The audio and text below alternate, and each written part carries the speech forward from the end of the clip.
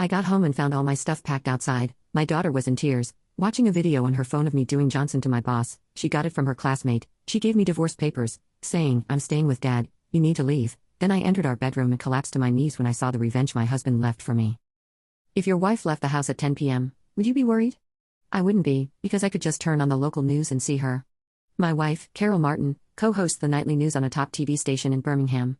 She's both smart and beautiful, and many believe her next job could be in a major market like Atlanta or Chicago, maybe even New York, the ultimate goal for news anchors. I'm Tom Bailey, her husband.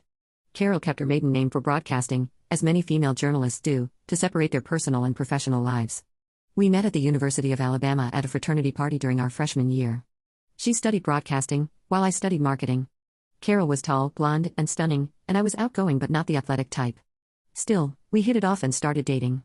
We had our ups and downs, even breaking up briefly, but we couldn't stay apart. By senior year, we were engaged and living together off campus. We waited until after graduation to marry, and Carol got her first job as a weekend weather anchor in Huntsville while I joined a local ad agency. Carol's career progressed rapidly. After a year, she got a reporting job at Mobile's largest station, where she eventually became a co-anchor.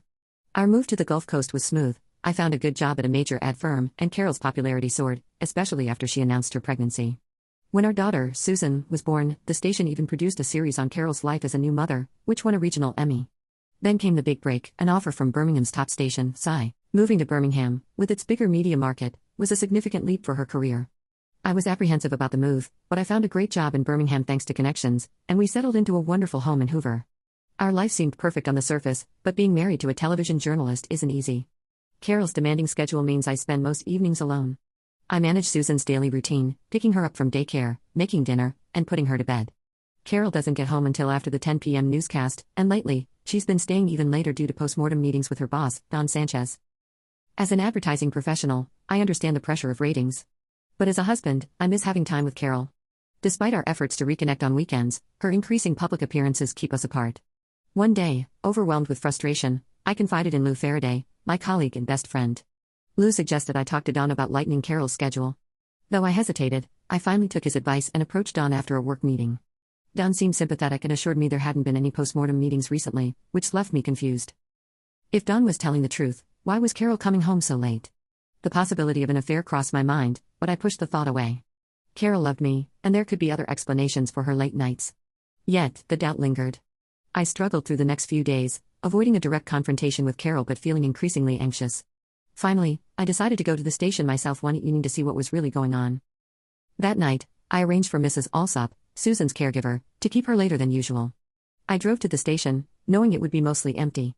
Joe, the night watchman, let me in without questioning my presence. As I reached the studio, I saw Carol heading into the green room with another man, Ted Stevenson, her co-anchor. The sight was like a punch to the gut. I could have confronted them then, but instead, I recorded a video from a nearby observation window, capturing their embrace. With my evidence in hand, I picked up Susan and returned home, waiting for Carol to come back. When she arrived around 1 a.m., I confronted her. Carol tried to brush off her actions, calling it a meaningless fling that wouldn't change our marriage. She was confident, even dismissive, and told me to accept the situation if I wanted to keep our family together. I felt trapped, powerless, and deeply hurt. The next day, I shared everything with Lou, who urged me to consult a lawyer. I met with an attorney who explained the harsh realities of Alabama's no-fault divorce laws.